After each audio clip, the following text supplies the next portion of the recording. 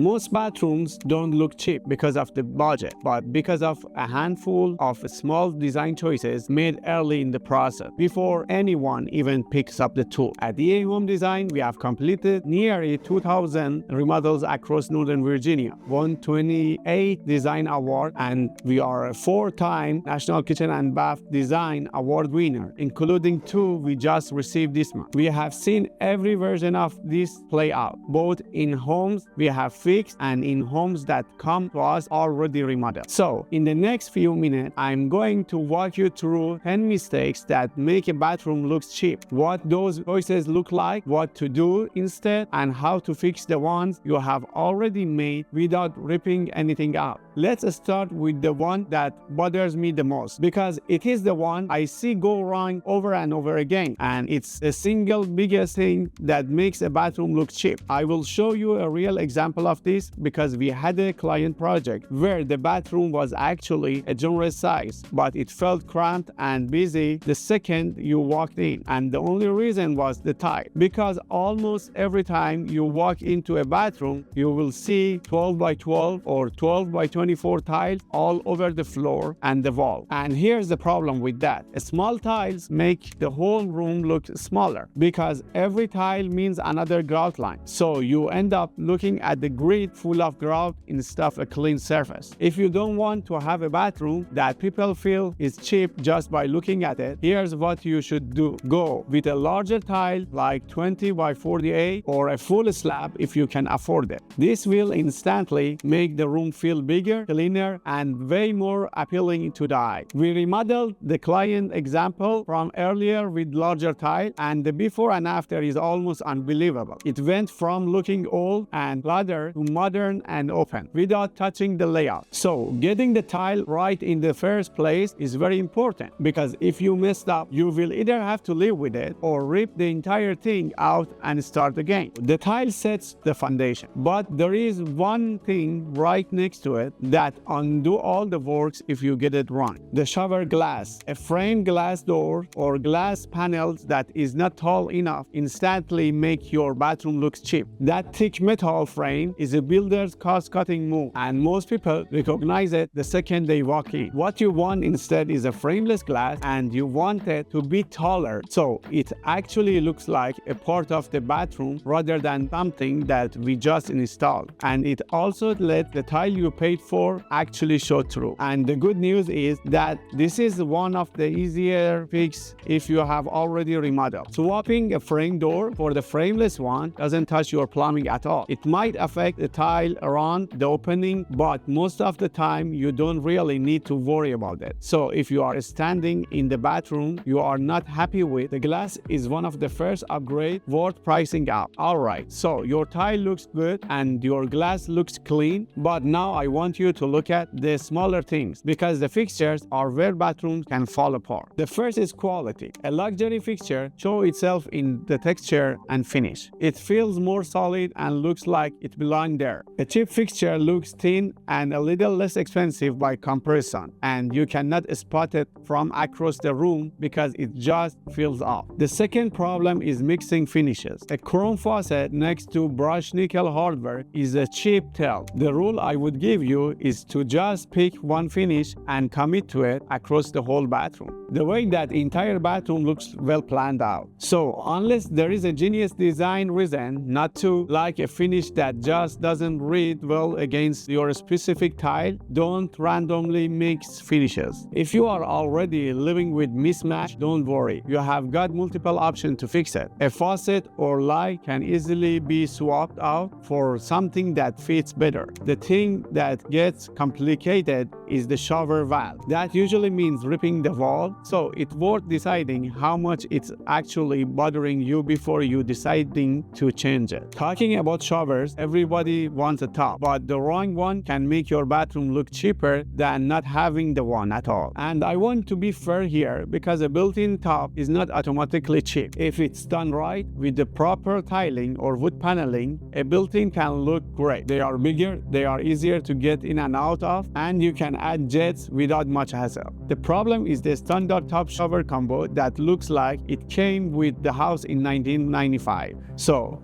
If you have got the space, a freestanding top as the centerpieces can look really nice. Or if you are going for a built-in, just make sure the surroundings are done properly. So the main point is that you need to pay attention to the bathtub, because if you just drop a builder grade top in and think the job is done, you will eventually regret it. Now, here's one almost nobody check, the vanity. There are two things that you need to check before choosing a vanity. The first is material. The cheap version is usually white thermofoil or some boring, outdated color with an old door style. The high-end version is a real wood with current finishes, and you can feel the difference the second you touch it. The second is the height. A standard builder grade vanity sits at the 31.5 inches, but I built them to 34.5, and 3 inches doesn't sound like a lot, but the difference is very visible and it is easier to use it. Now, I will be honest, if you have got a short thermofoil vanity, the only fix is replacing it. You are not going to paint or restyle your way out of a vanity that's the wrong height and the wrong material. Quick things before we keep going. Everything I'm walking through here, the design phase decisions that make or break a bathroom, I have put into a bathroom chapter of our book, Your Dream Bathroom Without Regret. It is the same thinking I use when I plan a remodel, so this mistake never get made in the first place. The links is in the description if you are interested. Now let's get back to the list. Moving on, what I have seen a lot is that most bathrooms I walk into have one light. A single fixture over the vanity, that's it. And the one light is what makes the whole room feel flat and cheap, even if everything else in there is nice, because a good bathroom needs layers. These are things like recessed light on the ceiling for the overall feel, sconce on either side of the mirror, so the light actually hits your face evenly. And then some things small, like a light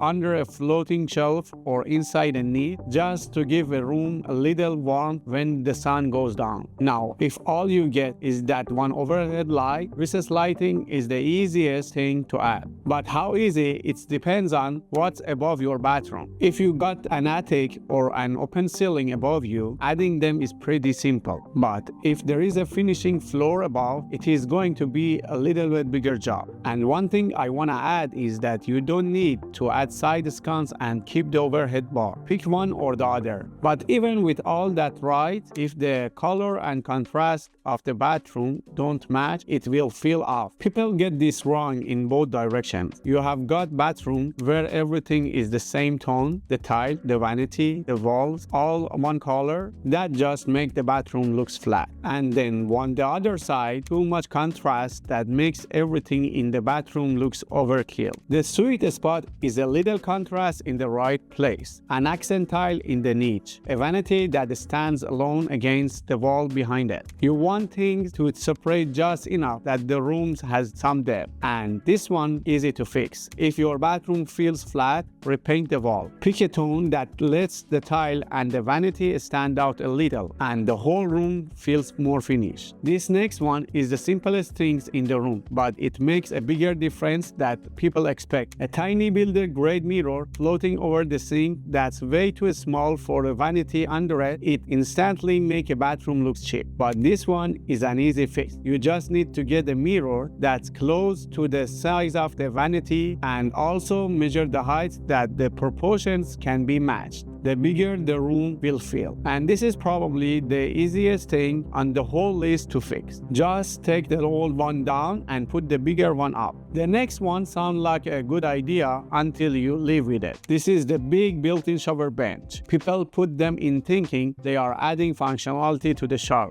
But what actually happened is your shower just looks smaller, half the floor space is gone, and because the bench is cold tight, nobody rarely sit on it. So it just turned into a shelf for shampoos bottle. What I do instead is a floating bench or a floating corner bench that keeps the floor open underneath. Or skip the bench entirely and just get the portable shower seat you can move in and out of whenever you want. But if you have already got the big built-in bench, the only way to remove it is to redo the shower. So this one you have to get right early on. Alright, last one. And I save it for the end because this is the one that shows whether someone actually designed a bathroom or just built it. A small niche that's finished with whatever tile was left over looks more like an afterthought, and that's exactly what cheap look like. A good niche is wider, centered on purpose, and finished with the same tile as the rest of the shower, or a different tile on the back wall that's there for a reason. It's not just a place to put your soap, it is part of the design. And just like the tile and the bench, there is no fixing this one after you have gotten it down for the first time. You can't add or redo a niche without opening up the shower because it's built into the wall. So plan it early, because once the tile is in, there is no easy fix. That's your 10. None of this is about spending more money. Every single one is a choice you make before anything gets built. And that means you have a lot more control over how your bathroom turns out than most people think. So now you know the mistakes that make a bathroom look cheap. The kitchen has the exact same trap, and more than anywhere else, it shows up in the countertop. So click this video here where I go through every kitchen countertop out there and show you the ones that actually look high-end. I will see you there.